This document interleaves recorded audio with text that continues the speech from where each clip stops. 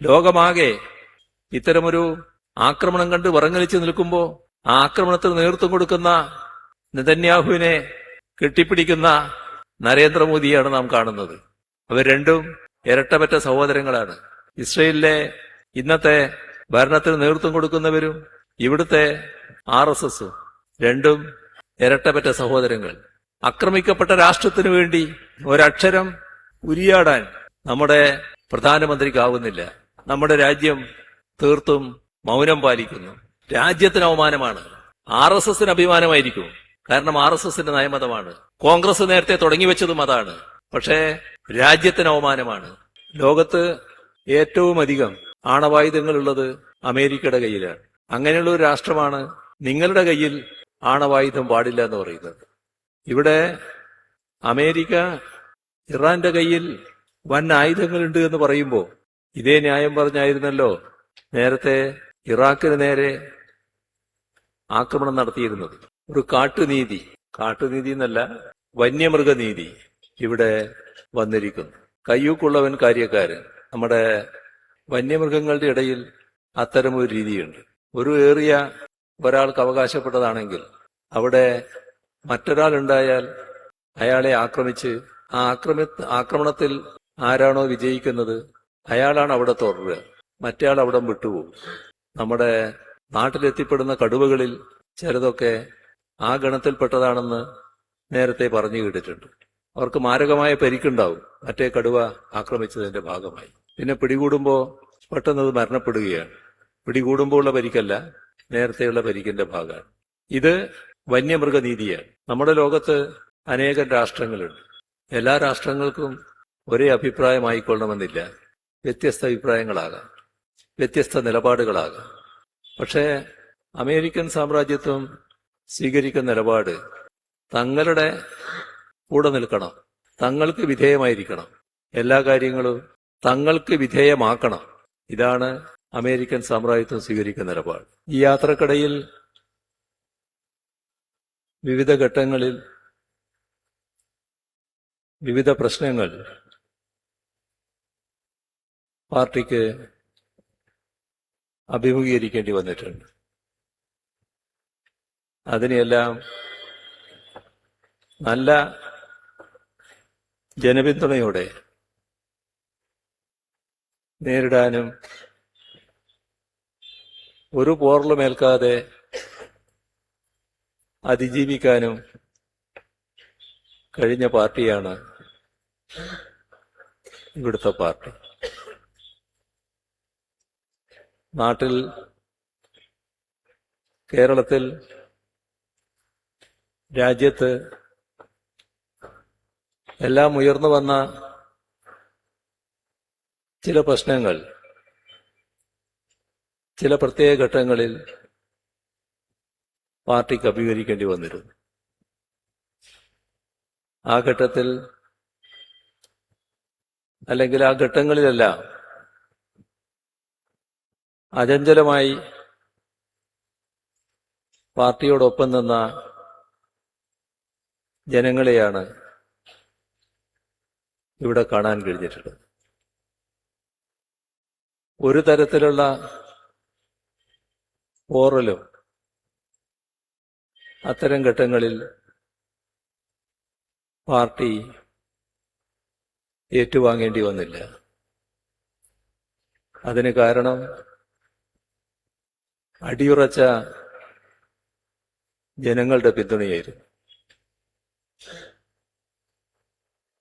അനിതര സാധാരണമായ കമ്മ്യൂണിസ്റ്റ് ബോധമാണ് ഇവിടെ ഉയർന്നു വന്നിരുന്നത്.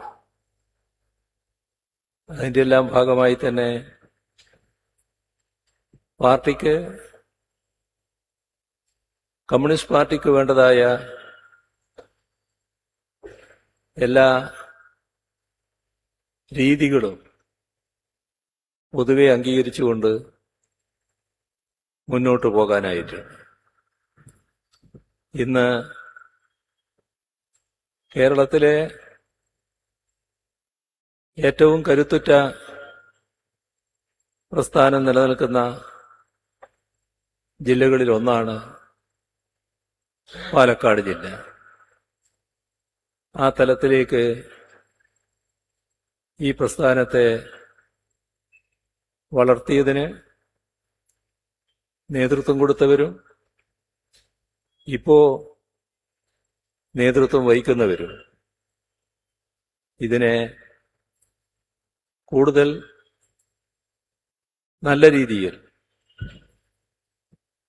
ഉയർത്തുന്നതിനും വളർത്തുന്നതിനും ഈ പുതിയ ഓഫീസ് സൗകര്യം ശരിയായ രീതിയിൽ ഉപയോഗിക്കുമെന്നാണ് പ്രതീക്ഷിക്കുന്നത്. ഇവിടെ പറഞ്ഞതുപോലെ ഇനി അങ്ങോട്ടുള്ള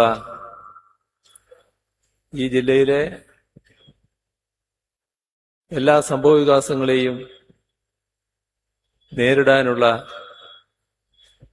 അതിനെക്കുറിച്ച് വിശകലനം ചെയ്യാനും ഏത് രീതിയിൽ സമീപിക്കണമെന്ന് തീരുമാനിക്കാനുമുള്ള കേന്ദ്രമായിട്ടാണ് ഈ ഓഫീസ് മാറാൻ പോകുന്നത്. അതേസമയം ഏതുതരം പ്രശ്നങ്ങളുമായും ജനങ്ങൾക്ക് എപ്പോഴും സമീപിക്കാവുന്ന ഓഫീസായാണ് പാർട്ടി ഓഫീസുകൾ പ്രവർത്തിക്കുന്നത്. അതേ രീതിയിൽ തന്നെ അതിനിയും തുടരുകയും ചെയ്യും. ഈ ഘട്ടം നമ്മുടെ കുടുംബങ്ങളിൽ നല്ലൊരു ഭാഗം വലിയ തോതിൽ ഉത്കണ്ഠയിൽ കഴിയുന്ന ഒരു ഘട്ടമാണ്.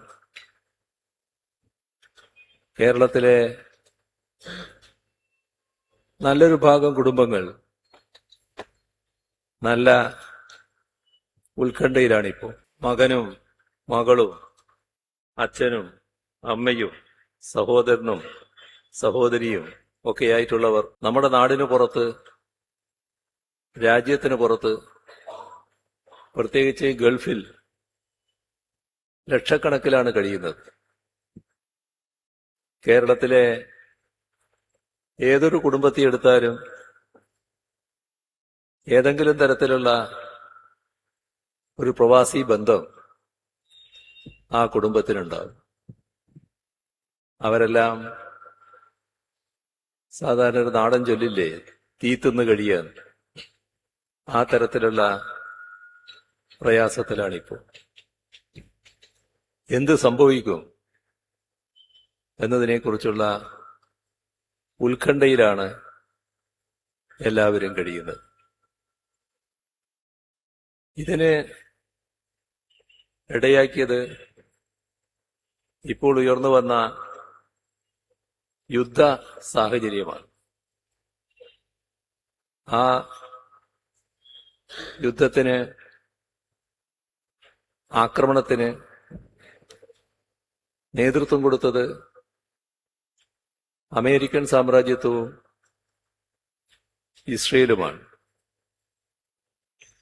ഇസ്രയേല് അമേരിക്കയുടെ പിന്തുണയോടെയാണ് എല്ലാവിധ അതിക്രമങ്ങളും ലോകത്ത് കാണിക്കുന്നത്. ഇപ്പോ ഉണ്ടായ കാര്യം ഒരു തരത്തിലും സംഭവിക്കാൻ പാടില്ലാത്ത ഒന്നാണ്. നമ്മുടെ ലോകത്ത് രാജ്യങ്ങൾ തമ്മിൽ പാലിക്കേണ്ട മര്യാദയുണ്ട്. അന്താരാഷ്ട്ര തലത്തിൽ രാജ്യങ്ങൾ എപ്പോഴും അത് പാലിക്കാറുണ്ട്. ഐക്യരാഷ്ട്രസഭ ഇത്തരം കാര്യങ്ങൾ പാലിക്കുന്നുണ്ടോ എന്നത് പരിശോധിക്കാനുള്ള വേദിയാണ്. പക്ഷേ ഒരു കാട്ടുനീതി എന്നല്ല, വന്യമൃഗനീതി ഇവിടെ വന്നിരിക്കുന്നു. കയ്യൂക്കുള്ളവൻ കാര്യക്കാരൻ. നമ്മുടെ വന്യമൃഗങ്ങളുടെ ഇടയിൽ അത്തരമൊരു രീതിയുണ്ട്. ഒരു ഏറിയ ഒരാൾക്ക് അവകാശപ്പെട്ടതാണെങ്കിൽ അവിടെ മറ്റൊരാളുണ്ടായാൽ അയാളെ ആക്രമിച്ച് ആ ആക്രമണത്തിൽ ആരാണോ വിജയിക്കുന്നത് അയാളാണ് അവിടെ തുടരുക, മറ്റേയാൾ അവിടെ വിട്ടുപോകും. നമ്മുടെ നാട്ടിലെത്തിപ്പെടുന്ന കടുവകളിൽ ചിലതൊക്കെ ആ ഗണത്തിൽപ്പെട്ടതാണെന്ന് നേരത്തെ പറഞ്ഞു കേട്ടിട്ടുണ്ട്. അവർക്ക് മാരകമായ പരിക്കുണ്ടാവും മറ്റേ കടുവ ആക്രമിച്ചതിന്റെ ഭാഗമായി. പിന്നെ പിടികൂടുമ്പോൾ പെട്ടെന്നത് മരണപ്പെടുകയാണ്. പിടികൂടുമ്പോൾ ഉള്ള പരിക്കല്ല, നേരത്തെയുള്ള പരിക്കിന്റെ ഭാഗമാണ്. ഇത് വന്യമൃഗനീതിയാണ്. നമ്മുടെ ലോകത്ത് അനേകം രാഷ്ട്രങ്ങളുണ്ട്. എല്ലാ രാഷ്ട്രങ്ങൾക്കും ഒരേ അഭിപ്രായമായിക്കൊള്ളണമെന്നില്ല. വ്യത്യസ്ത അഭിപ്രായങ്ങളാകാം, വ്യത്യസ്ത നിലപാടുകളാകാം. പക്ഷേ അമേരിക്കൻ സാമ്രാജ്യത്വം സ്വീകരിക്കുന്ന നിലപാട് തങ്ങളുടെ കൂടെ നിൽക്കണം, തങ്ങൾക്ക് വിധേയമായിരിക്കണം, എല്ലാ കാര്യങ്ങളും തങ്ങൾക്ക് വിധേയമാക്കണം. ഇതാണ് അമേരിക്കൻ സാമ്രാജ്യത്വം സ്വീകരിക്കുന്ന നിലപാട്. ഇറാൻ വലിയ ചരിത്രമുള്ള ഒരു രാജ്യമാണ്. എല്ലാ കാലത്തും ഉറച്ച നിലപാടുകൾ സ്വീകരിച്ചു പോയിട്ടുണ്ട്. ഇറാനോട് അമേരിക്കക്ക് വിരോധം വരുന്നത് അമേരിക്കയുടെ പാവയായ ഷായുടെ ഭരണമായിരുന്നു അവിടെ നേരത്തെ ഉണ്ടായിരുന്നത്. ആ ഷായുടെ ഭരണത്തിനെതിരെ വലിയൊരു ജനമുന്നേറ്റം നടന്നു. അത് താഴെ ഇറങ്ങേണ്ടി വന്നു. പകരം ഭരണ സംവിധാനം വന്നു. ആ സംവിധാനമാണ് ദശാബ്ദങ്ങളായി തുടർന്നത്.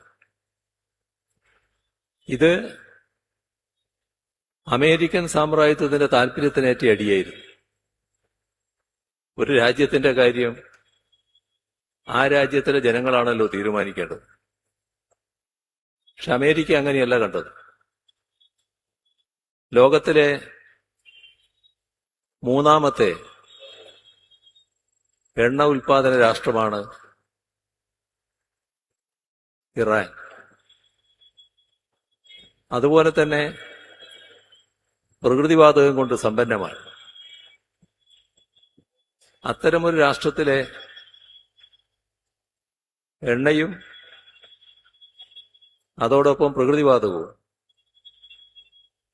തങ്ങൾക്ക് അധീനമാകണം. അതിന് അനുകൂലിച്ച ഷായെ പോലെ അമേരിക്കയുടെ പാവിയായിരുന്ന് ഇറാൻ മൂളി എല്ലാറ്റിനും സമ്മതം കൊടുക്കാൻ ഇറാൻ തയ്യാറാകുന്നില്ല. ഇവിടെയാണ് ഇറാനുമായുള്ള കടുത്ത അഭിപ്രായ ഭിന്നത അമേരിക്കക്ക് തുടങ്ങുന്നത്. അവരുടെ താല്പര്യം വെച്ച് ഒരു രാഷ്ട്രത്തെ ആക്രമിക്കാമോ? ഒരു കാരണവുമില്ലാതെ ആക്രമിക്കുന്നത് അന്താരാഷ്ട്ര മര്യാദക്ക് ചേർന്നതാണ്. ഒരു കാലത്തും ലോകത്തിന് അംഗീകരിക്കാൻ കഴിയാത്ത കാര്യമാണ്. പക്ഷേ പ്രത്യേകിച്ച് ഒരു പ്രകോപനവുമില്ലാതെ ആക്രമണം നടത്തുന്നു. ആ ആക്രമണത്തിൽ നേരെ ആ രാഷ്ട്രത്തിന്റെ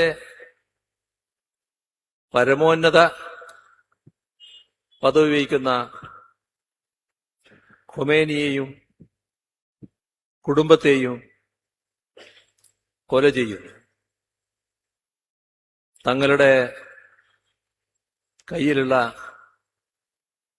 അത്യാധുനിക കഴിവ് ഇന്നയാള് ഇന്ന സ്ഥലത്ത് ഉണ്ട് എന്ന് മനസ്സിലാക്കിയാൽ അദ്ദേഹത്തെ വധിക്കുന്നതിനു വേണ്ടി സൂക്ഷ്മമായി അവിടത്തേക്ക് ആയുധമയക്കാനുള്ള കഴിവ്, അതാണ് അമേരിക്ക പ്രയോഗിച്ചത്. ഒരു രാജ്യത്തിന്റെ പരമോന്നത അധികാരിയെ ഈ തരത്തിൽ കൊലപ്പെടുത്തിയതിന് എന്ത് ന്യായീകരണമാണുള്ളത്? അമേരിക്ക അതിനോടൊപ്പം ചേർന്ന് ഇസ്രയേൽ പറയുന്ന ചില ന്യായീകരണങ്ങളുണ്ട്. അതിലൊന്ന് ആണവ ഭീഷണിയെക്കുറിച്ചാണ്. ആണവായുധങ്ങൾ ഇറാന്റെ കയ്യിലുണ്ട് എന്നാണ്. ഈ പറയുന്ന അമേരിക്കയുടെ കയ്യിലോ?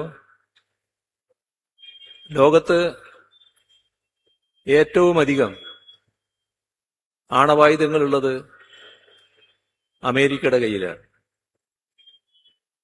അങ്ങനെയുള്ള ഒരു രാഷ്ട്രമാണ്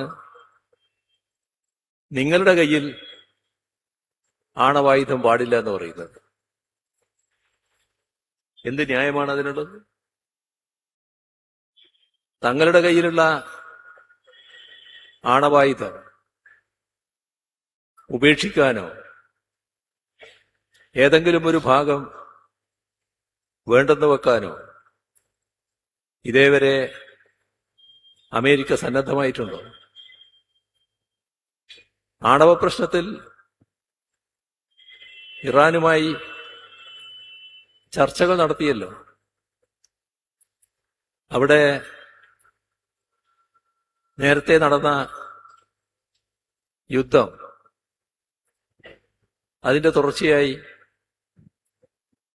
ഒമാന്റെ മധ്യസ്ഥതയിലാണ് ചർച്ച നടന്നത്. ആ ചർച്ചയിൽ നല്ല പുരോഗതിയാണ് എന്ന് ഒമാൻ തന്നെ പ്രസ്താവിച്ചു. എല്ലാ കാര്യങ്ങളിലും നല്ല പുരോഗതിയാണ്, പരിഹാരത്തിന്റെ അടുത്തേക്ക് എത്തിക്കൊണ്ടിരിക്കുന്നു എന്നാണ് ഈ ആക്രമണം നടന്നതിന്റെ ദിവസങ്ങൾക്ക് മുൻപ് ഒമാൻ പ്രസ്താവിച്ചത്. പിന്നെ എന്ത് പ്രകോപനമാണ് ഉണ്ടായത്? ഇത്തരമൊരു ആക്രമണം നടത്താൻ ഇവിടെ അമേരിക്ക ഇറാന്റെ കയ്യിൽ വൻ ആയുധങ്ങളുണ്ട് എന്ന് പറയുമ്പോൾ ഇതേ ന്യായം പറഞ്ഞായിരുന്നല്ലോ നേരത്തെ ഇറാഖിന് നേരെ ആക്രമണം നടത്തിയിരുന്നത്. ഇറാഖിന് നേരെ ആക്രമണം നടത്തുമ്പോൾ സദാം ഹുസൈനെ ഒരു ഭീകരനായി ആദ്യമേ തന്നെ ചിത്രീകരിക്കാൻ അമേരിക്ക കഴിഞ്ഞു. ലോകത്താകെ ആളുകൾ ഭയപ്പാടിലായി. അല്ലെങ്കിൽ അത്തരമൊരു ഭയം സൃഷ്ടിക്കാൻ അമേരിക്കൻ സാമ്രാജ്യത്വം നേതൃത്വം കൊടുത്തുകൊണ്ട് ലോകത്താകെയുള്ള മാധ്യമങ്ങൾക്കായി. എന്തായിരുന്നു പറഞ്ഞത്? ഇറാഖിന്റെ കയ്യിൽ വൻ രാസായുധങ്ങളുണ്ട്,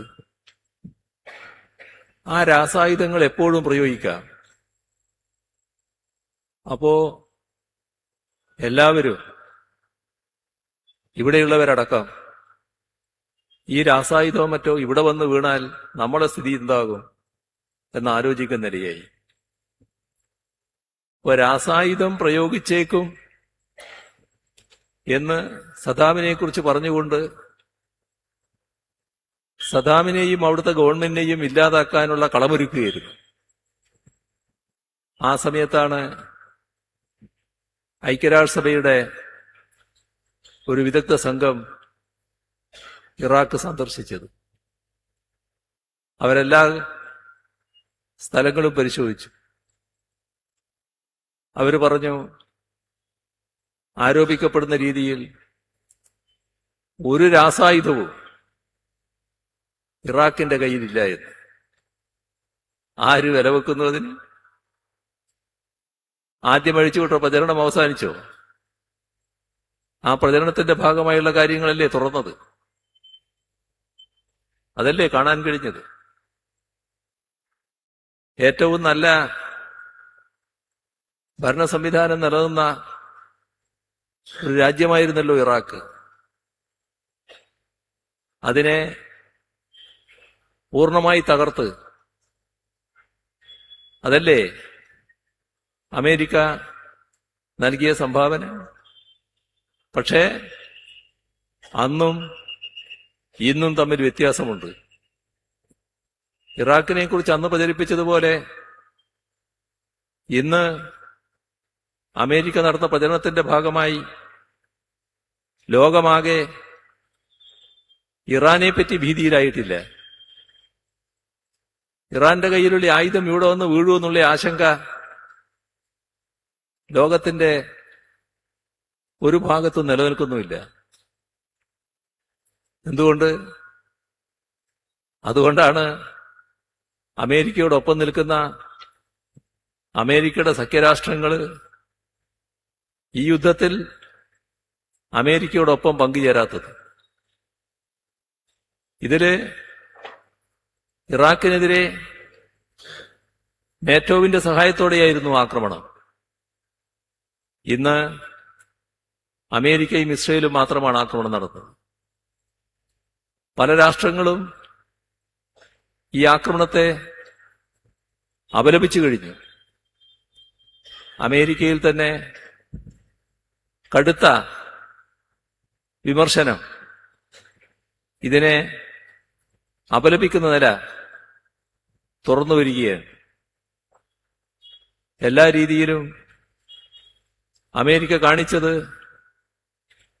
അന്താരാഷ്ട്ര മര്യാദയുടെ ലംഘനമാണ് എന്ന് പൊതുവെ അംഗീകരിക്കപ്പെട്ടിരിക്കുന്നു.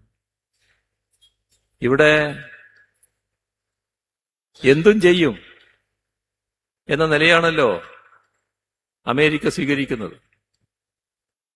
ലോകത്ത് നല്ല രീതിയിൽ എണ്ണ കൈവശം വെച്ചിട്ടുള്ള എണ്ണയുള്ള രാഷ്ട്രമാണ് വെനിസ്വല. വെനിസ്വലയുടെ പ്രസിഡന്റിനെയും ഭാര്യയെയും വീട് ചവിട്ടി തുറന്ന് കസ്റ്റഡിയിലെടുത്ത് കൊണ്ടുപോകുന്ന നിലയല്ലേ അമേരിക്ക സ്വീകരിച്ചത്? ഏതെങ്കിലും രാഷ്ട്രമര്യാദ അതിലുണ്ടോ? ആരാണ് അമേരിക്കയ്ക്ക് ഈ രീതിയിൽ അധികാരം കൊടുത്തിട്ടുള്ളത്?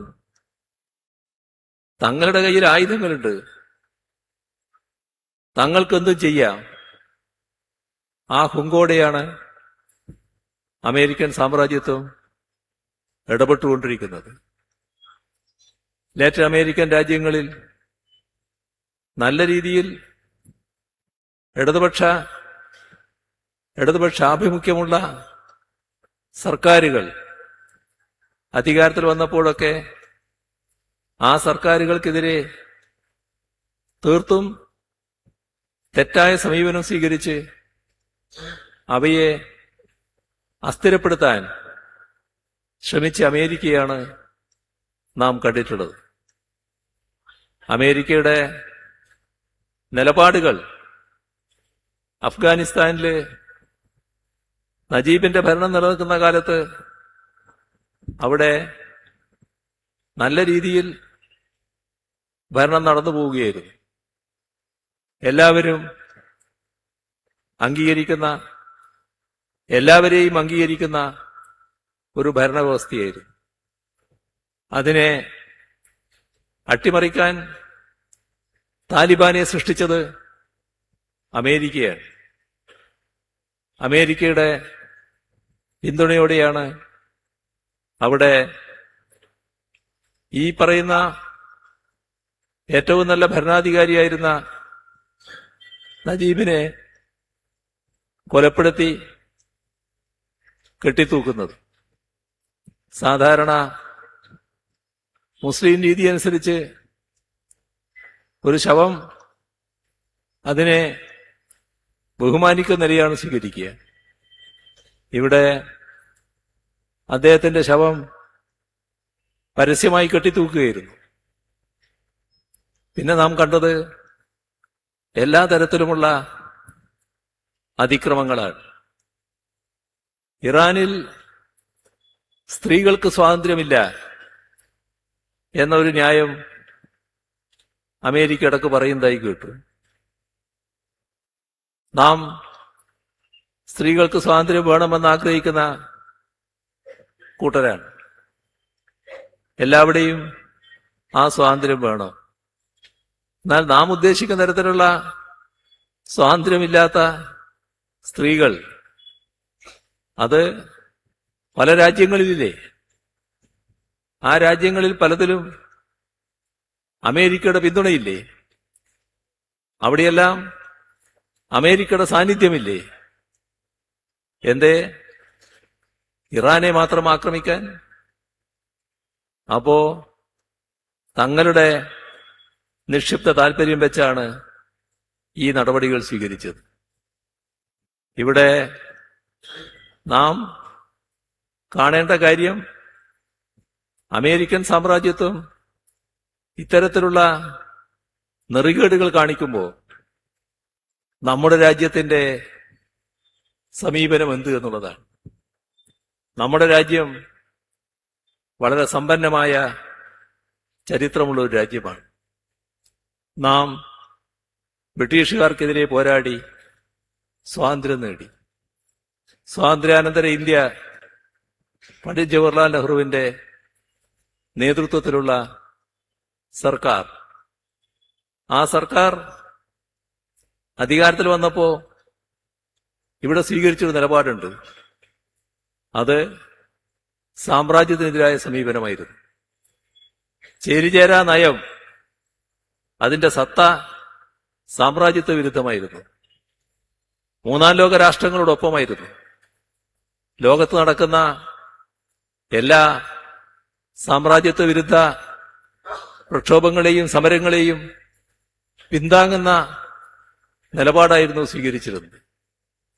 ഇവിടെ ആ പാരമ്പര്യം പിന്നീട് കോൺഗ്രസ് തന്നെ കളഞ്ഞു കുളിച്ചു എന്നുള്ളത് വേറൊരു കാര്യം. നരസിംഹറാവുവിന്റെ കാലം വന്നപ്പോ മാറ്റം വന്നു. ആ മാറ്റം അമേരിക്കയുമേ അടുക്കുന്നിടത്തേക്ക് എത്തി, ഇസ്രയേലിനെ അംഗീകരിക്കുന്നിടത്തേക്ക് എത്തി. അത് കഴിഞ്ഞ് ബിജെപിയുടെ കാലം വന്നപ്പോൾ കുറെ കൂടി തീവ്രമായി. ഇപ്പോ ലോകമാകെ ഇത്തരമൊരു ആക്രമണം കണ്ട് വിറങ്ങലിച്ച് നിൽക്കുമ്പോ ആ ആക്രമണത്തിന് നേതൃത്വം കൊടുക്കുന്ന നെതന്യാഹുവിനെ കെട്ടിപ്പിടിക്കുന്ന നരേന്ദ്രമോദിയാണ് നാം കാണുന്നത്. അവർ രണ്ടും ഇരട്ടപ്പറ്റ സഹോദരങ്ങളാണ്. ഇസ്രയേലിലെ ഇന്നത്തെ ഭരണത്തിന് നേതൃത്വം കൊടുക്കുന്നവരും ഇവിടുത്തെ RSS രണ്ടും ഇരട്ടപ്പറ്റ സഹോദരങ്ങൾ. അതിന്റെ ഭാഗമായി ഇസ്രയേലിനെ പിന്താങ്ങുന്നു. അമേരിക്ക നടത്തിയ ആക്രമണത്തെ അപലപിക്കാൻ തയ്യാറില്ല. പരമ്പരാഗതമായി നമ്മുടെ രാഷ്ട്രവും ഇറാനും തമ്മിൽ വലിയ തോതിലുള്ള ബന്ധത്തിലാണ്. പരസ്പര ബന്ധം, ദൃഢമായ ബന്ധം. ആ ബന്ധമുള്ള രാഷ്ട്രത്തെ ഏകപക്ഷീയമായി ആക്രമിച്ചപ്പോൾ ആക്രമിക്കപ്പെട്ട രാഷ്ട്രത്തിനു വേണ്ടി ഒരക്ഷരം ഉരിയാടാൻ നമ്മുടെ പ്രധാനമന്ത്രിക്കാവുന്നില്ല. നമ്മുടെ രാജ്യം തീർത്തും മൗനം പാലിക്കുന്നു. ഇത് രാജ്യത്തിന് അവമാനമാണ്. RSSന് അഭിമാനമായിരിക്കും. കാരണം RSSന്റെ നയമതമാണ്. കോൺഗ്രസ് നേരത്തെ തുടങ്ങിവെച്ചതും അതാണ്. പക്ഷേ രാജ്യത്തിന് അവമാനമാണ്. ഇന്ത്യ ഉറച്ച സാമ്രാജ്യത്വ വിരുദ്ധ സമീപനം ചേരിചേരാ നയത്തിൽ ഉറച്ചു നിന്നുകൊണ്ട് തന്നെ സ്വീകരിച്ച രാഷ്ട്രമാണ്. അവിടെയാണ് മാറ്റം വരുന്നത്. ഇത് നമ്മുടെ രാജ്യത്തിന് ഭൂഷണമായതല്ല.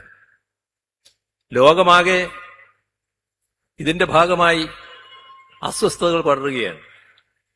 നമ്മുടെ ഗൾഫ് മേഖലയിലും അസ്വസ്ഥതകൾ പടരുന്നു. കാരണം അമേരിക്കയുടെ സൈനിക താവളങ്ങൾ ഗൾഫിൽ പലയിടങ്ങളിലായിട്ടുണ്ട്. അതിന്റെ എല്ലാം ഭാഗമായുള്ള ഒട്ടേറെ അസ്വസ്ഥതകളാണ് വളർന്നു വരുന്നത്. എല്ലാവരും വലിയ ഉത്കണ്ഠയിൽ കഴിയുന്നു. യുദ്ധം ഒന്നിനും പരിഹാരമല്ല. അടിയന്തരമായി ഈ കാര്യങ്ങൾ അവസാനിപ്പിക്കേണ്ടതാണ്. ഇത്തരം കാര്യങ്ങളിൽ ഇടപെടാനാണ് ഐക്യരാഷ്ട്രസഭ.